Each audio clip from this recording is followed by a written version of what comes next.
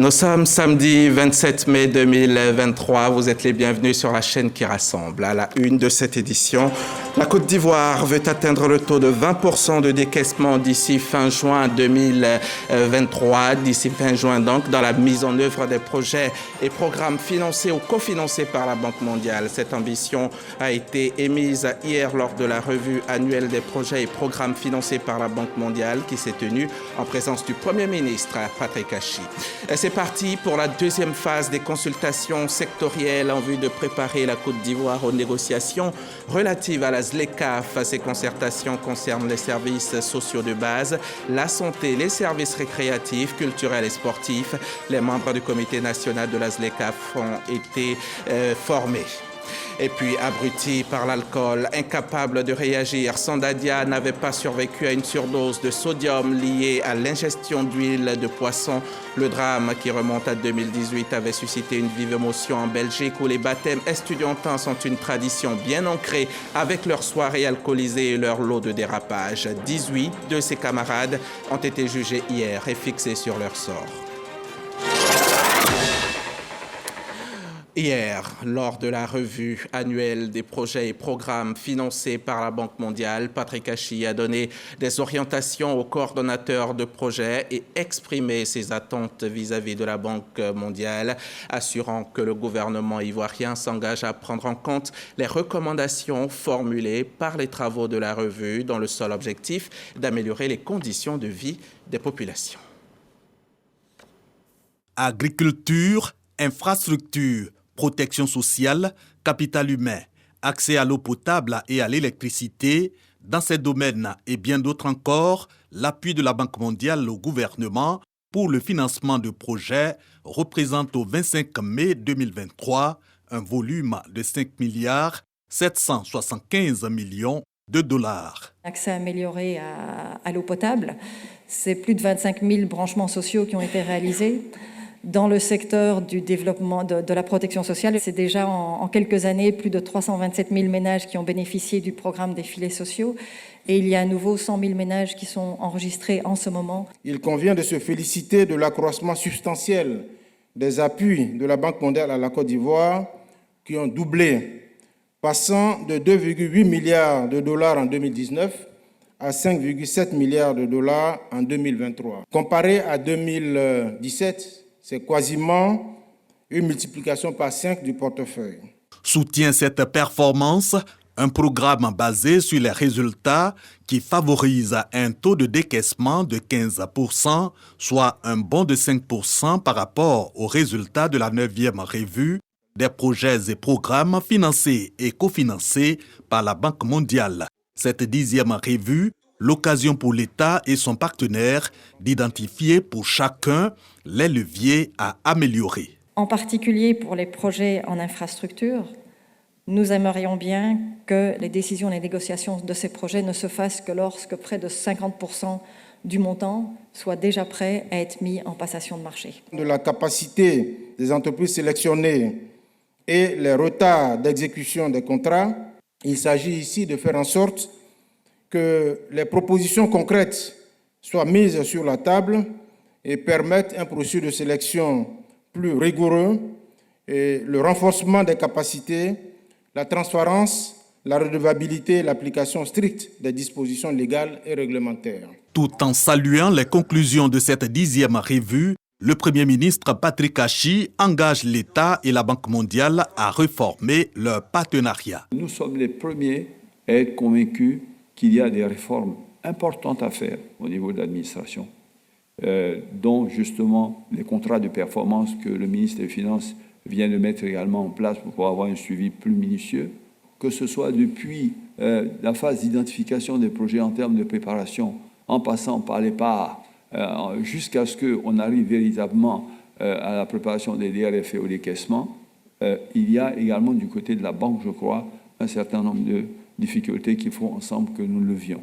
La finalité, toujours selon le chef du gouvernement, booster de 15 à 20% le taux de décaissement, célérité et qualité des projets réalisés et meilleur impact sur les populations, donc épanouissement maximal de celles-ci, priorité du chef de l'État.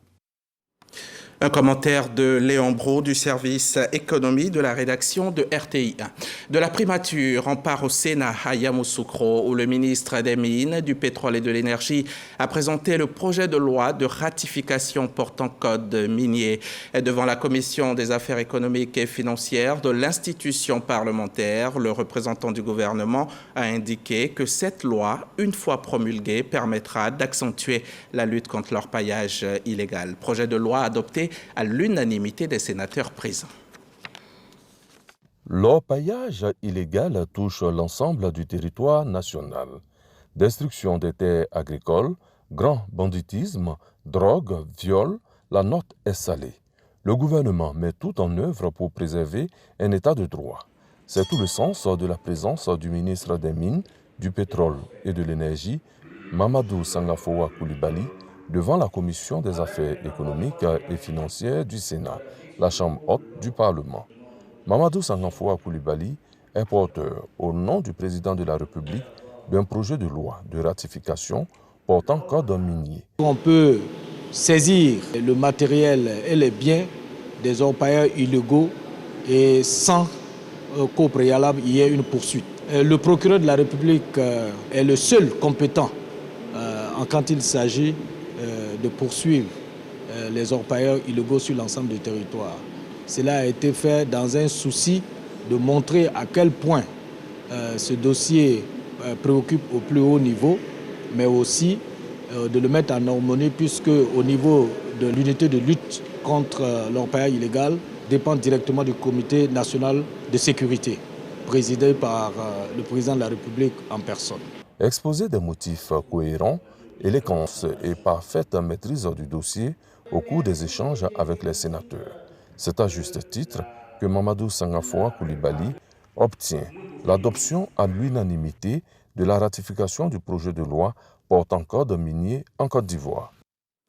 C'est un reportage de Kader Sogodogo, RTI Bouaké, reportage effectué depuis Yamoussoukro. Pendant ce temps, ici à Abidjan, au ministère des Ressources animales et halieutiques, une délégation de la FAO et du FEM, le Fonds mondial pour l'environnement, remettait un document d'importance à Sidi Tiemoko Touré. Le document en question est un rapport qui porte sur le débarcadère Mohamed VI de Lokodro, ce bel établissement ultramoderne mais qui présente quelques insuffisances. Davis Oyo et Jean-Marc Djadji étaient sur place. Ils l'ont parcouru pour nous. Le rapport des travaux d'études du débarcadère Mohamed VI de Lokodro, remis au ministre des Ressources animales et halieutiques par les experts de l'environnement et de la FAO. Les installations sanitaires du débarcadère de Lokodro sont satisfaisantes. Le premier constat, c'est que nous avons vraiment une infrastructure qui est moderne et qui est à dupliquer au niveau du pays et qui peut même servir d'exemple au niveau des pays de la sous-région. Mais il reste quelques insuffisances, notamment par rapport à l'application des normes d'hygiène. Le ministre Sidi Touré a salué les travaux qui ont conduit à produire les 10 rapports. Il rassure l'institution onusienne de sa collaboration. Donc j'aimerais vraiment rassurer la FAO et le bailleur que les préoccupations énoncées tantôt sont déjà prises en charge à ce niveau. Vous l'avez relevé, il y a eu déjà le ponton qui a été réhabilité. Nous avons aussi relevé que le dispositif de froid est en train d'être réhabilité. Nous sommes d'ailleurs en train d'y mettre une clôture pour sécuriser ces infrastructures. Ce rapport s'inscrit dans le cadre du projet régional intitulé « Offrir des avantages environnementaux, sociaux et économiques durables en Afrique de l'Ouest grâce à une bonne gouvernance, des incitations correctes et d'innovation ». Financé par le Fonds pour l'environnement mondial à hauteur de 3,8 milliards de francs CFA, ce projet est mis en œuvre dans 3 pays d'Afrique de l'Ouest, à savoir le Cap-Vert, le Sénégal et la Côte d'Ivoire. On en vient à cette deuxième phase des consultations sectorielles organisées par la coopération allemande dans le but de préparer la Côte d'Ivoire aux négociations relatives à la ZLECAf, la zone de libre-échange continentale africaine. Les membres du comité national ont été formés à une formulation efficiente de la liste commune des engagements spécifiques. Lansine Bakayoko nous explique tout ça. Ces consultations, pilotées par la coopération allemande, portent globalement sur les engagements futurs de la Côte d'Ivoire dans la mise en œuvre effective de la ZLECAf. Mais cette seconde phase du programme de renforcement des capacités techniques des acteurs membres du comité national ZLECAf concerne notamment les domaines des services sociaux de base, la santé ainsi que les activités récréatives, sportives et culturelles. L'objectif, c'est d'abord de mettre à niveau les acteurs qui sont concernés pour ces services cités et ensuite de discuter sur les possibilités d'engagement de la Côte d'Ivoire concernant ces domaines respectifs à travers ce qu'on appelle un peu des discussions autour de la liste d'engagement de la Côte d'Ivoire. Cette formation en direction des acteurs et négociateurs ivoiriens sur le compartiment du commerce et des services devrait contribuer à augmenter nettement les exportations vers les sous-régions autres que la CEDEAO. Cet accord continental vise donc bien entendu à ouvrir, à lever donc tout ce qui est barrière afin donc de faciliter le commerce intra-africain. Il s'agit de parvenir à rehausser, à augmenter le niveau des échanges intra-africains afin de permettre à l'Afrique tout entière de renforcer donc sa participation au commerce international. Le secteur des services est appelé à tirer le plus de bénéfices de cette expansion du commerce qui pourrait atteindre les 9%, faisant de l'accord une opportunité d'industrialisation et de promotion d'outils de transformation structurelle de l'économie. On passe à un tout autre sujet, le harcèlement sexuel. Cette forme de discrimination fondée sur le sexe existe dans tous les secteurs, qu'on soit au travail, à l'école ou dans l'espace public.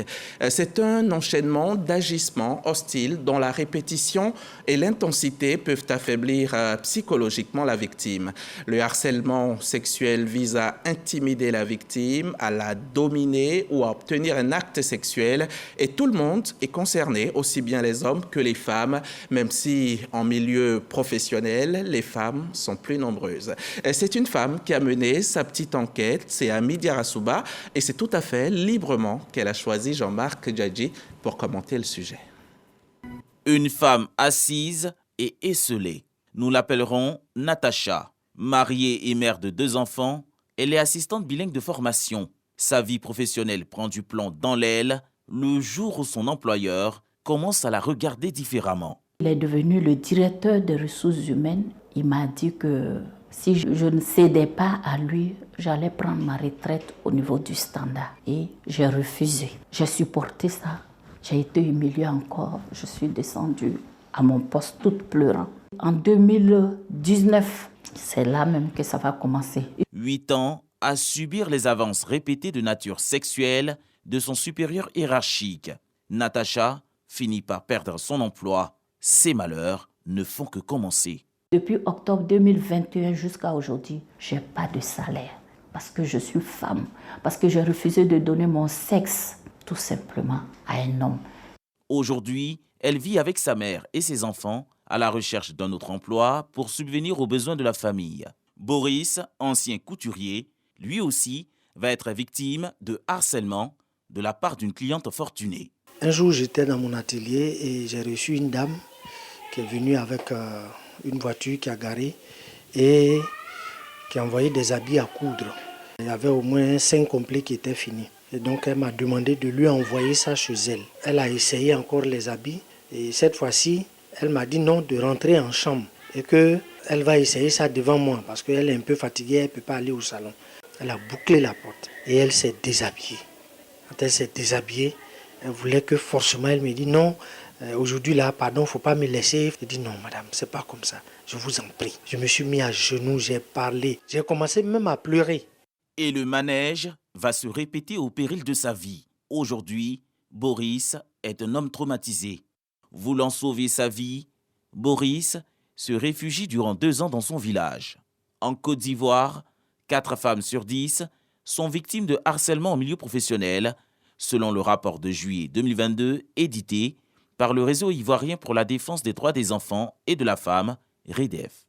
Au niveau même des entreprises, Il n'y a pas de mécanisme en tant que tel, mécanisme en termes d'alerte précoce, en termes de prévention, en termes d'accompagnement, de prise en charge des personnes qui sont victimes de harcèlement sexuel.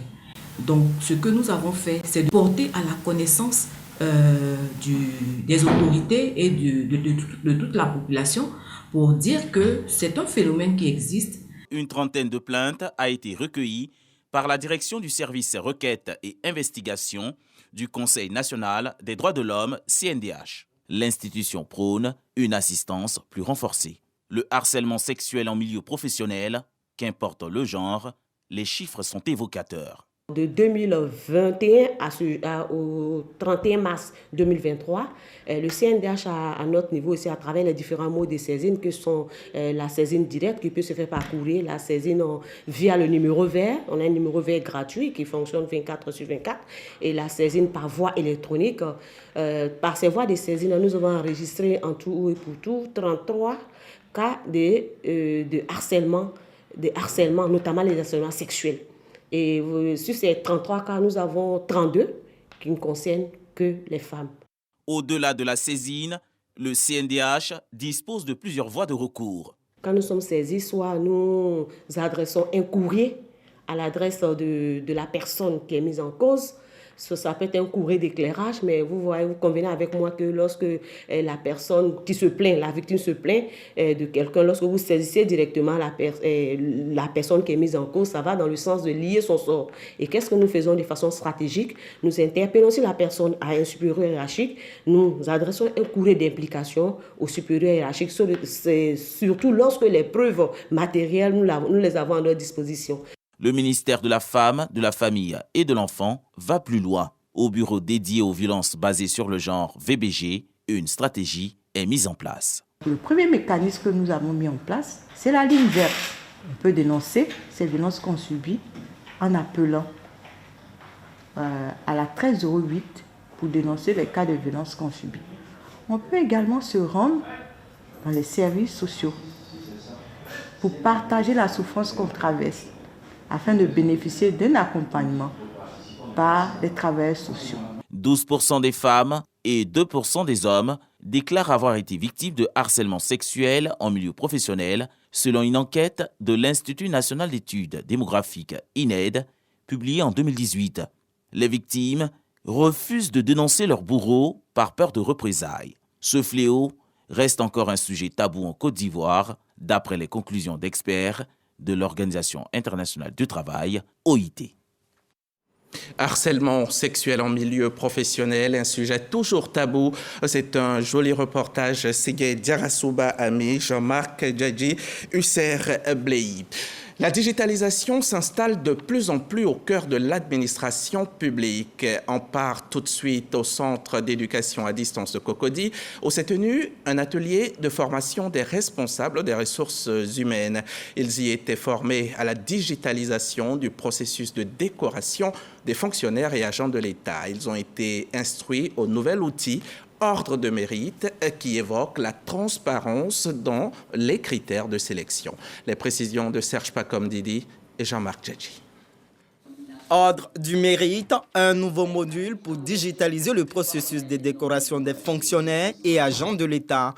Un atelier de formation des directeurs des ressources humaines pour renforcer les capacités sur les outils de maîtrise de toute la procédure digitalisée du module. La digitalisation du processus de décoration se présente comme une réponse aux préoccupations récurrentes des fonctionnaires et agents de l'État. Le présent atelier apportera une nouvelle dynamique au processus de décoration.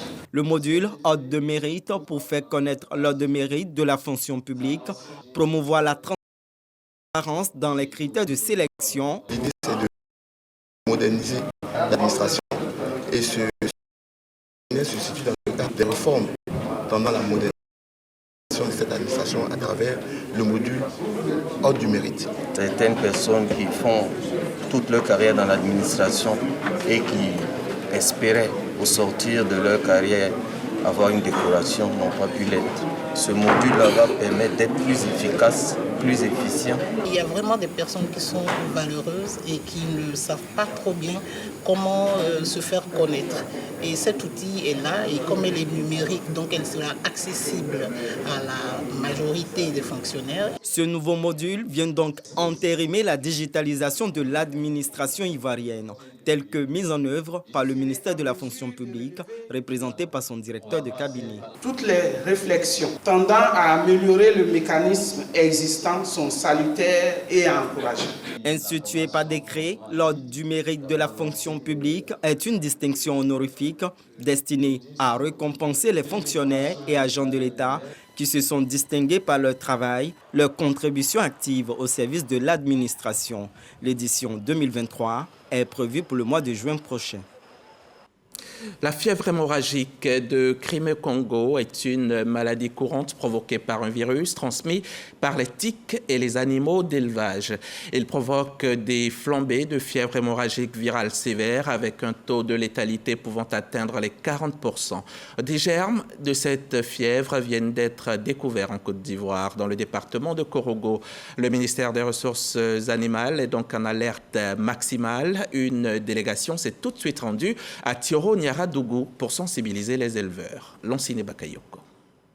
Cette maladie, appelée fièvre hémorragique de Crimée-Congo, n'a toujours aucun vaccin ni pour l'homme ni pour l'animal. L'analyse de tiques prélevée dans quelques élevages de Tioro-Niaradougou, près de Korogo, confirme les germes de cette fièvre hémorragique. La maladie ne se manifeste qu'au niveau des humains, parce que les animaux ne font pas la maladie.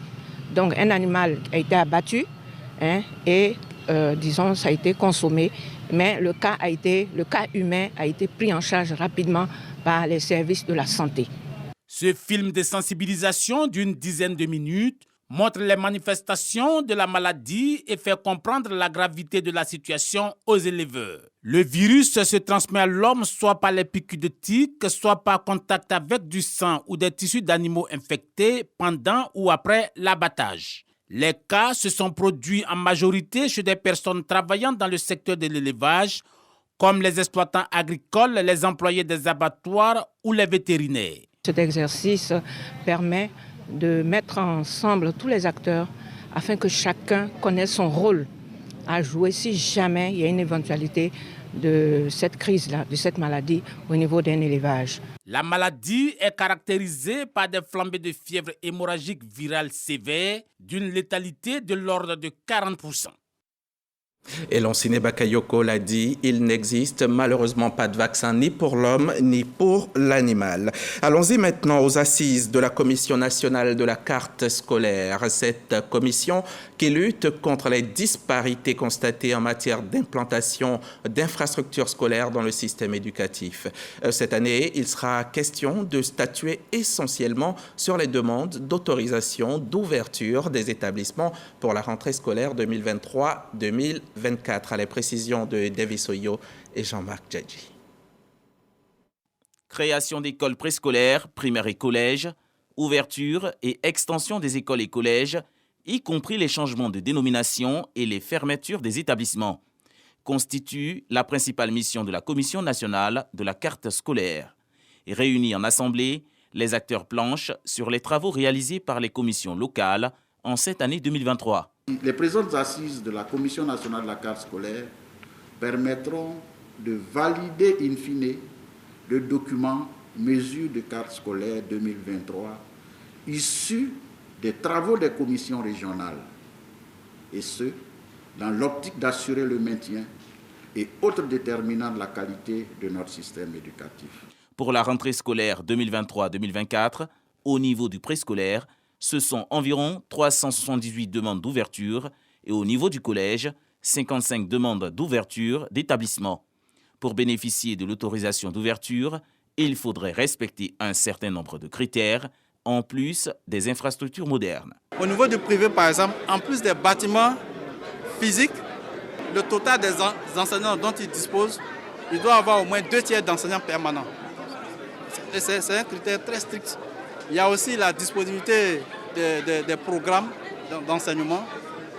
Il doit y avoir des bureaux d'éducateurs, il doit y avoir des bibliothèques, une infirmerie et tout ça. La Commission nationale de la carte scolaire lutte contre les disparités constatées en matière d'implantation d'infrastructures scolaires dans le système éducatif.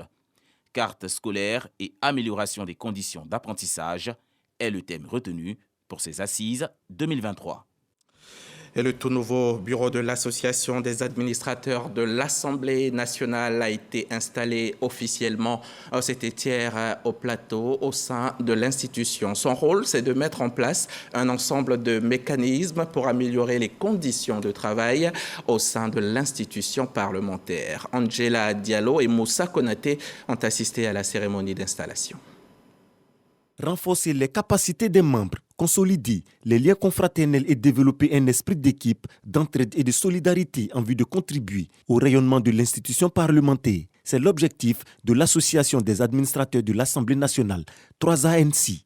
Je tiens à vous saluer, à vous remercier sincèrement, vous féliciter pour votre mobilisation et vous encourager pour la réalisation des objectifs que nous nous sommes assignés. Chers membres, restons mobilisés et soudés.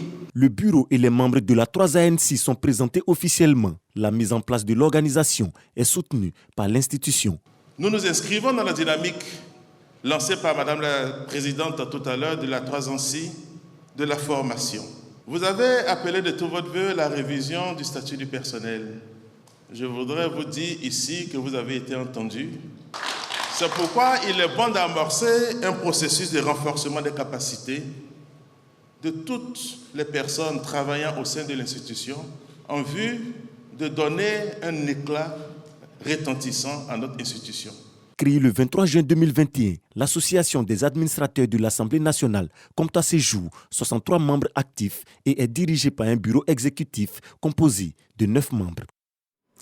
Le premier bataillon blindé d'Akwedo a désormais son centre de maintenance des services techniques, ce qui va améliorer de façon substantielle sa capacité opérationnelle. Notre reporter Diarasouba Ami était à la cérémonie d'inauguration de ce centre, fruit d'un partenariat Côte d'Ivoire-Chine.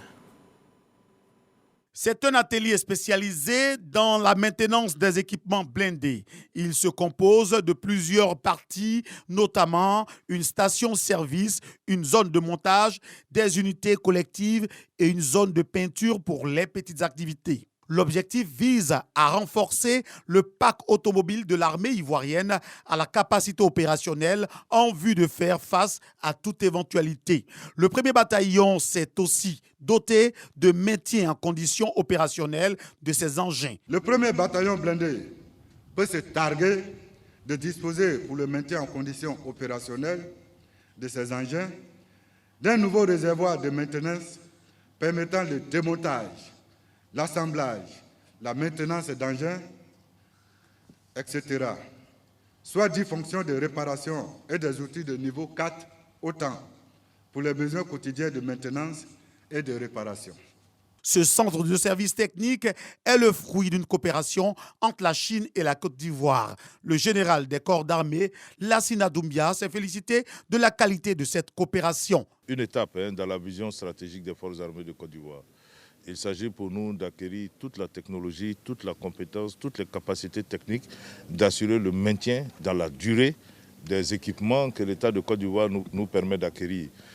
Aujourd'hui, tous ces équipements ont un coût assez élevé au regard de toute la technologie que ces équipements embarquent. Il est donc une obligation pour nous d'être capables de les maintenir, les employer dans la durée afin d'amortir les investissements qui sont consentis par la population ivoirienne. 200 militaires des FACI ont bénéficié de l'expertise chinoise dans le domaine de la maintenance et de l'entretien des engins blindés. Le reportage de Diarasouba Ami a été commenté par Eric Goré, tous deux membres du service politique de RTI1. Sondadia, un jeune étudiant de 20 ans, était décédé des suites d'un bisoutage après avoir bu de l'huile de poisson dans un froid glacial en décembre 2018. Hier, la Cour d'appel d'Anvers en Belgique a prononcé son arrêt, reconnu coupable d'homicide involontaire. Les 18 prévenus, ses camarades de l'époque, n'iront pas en prison. prison. Ils écopent, selon les cas, de 200 à 300 heures de travaux d'intérêt général. Ils devront payer 400 € d'amende, soit 250 000 francs CFA environ, ainsi que des milliers d'euros de dommages et intérêts aux parties civiles. Les ex-camarades de Sondadia évitent la prison parce que la Cour a reconnu que le liquide qu'avait dû boire l'étudiant n'était en soi pas une substance nocive. L'intention de donner la mort a donc été écartée. Les négociateurs de la Maison-Blanche et du Congrès semblaient progresser hier, vendredi, vers un accord pour éviter un défaut de paiement des États-Unis. Celui-ci pourrait finalement survenir le 5 juin au lieu du 1er, offrant un court sursis.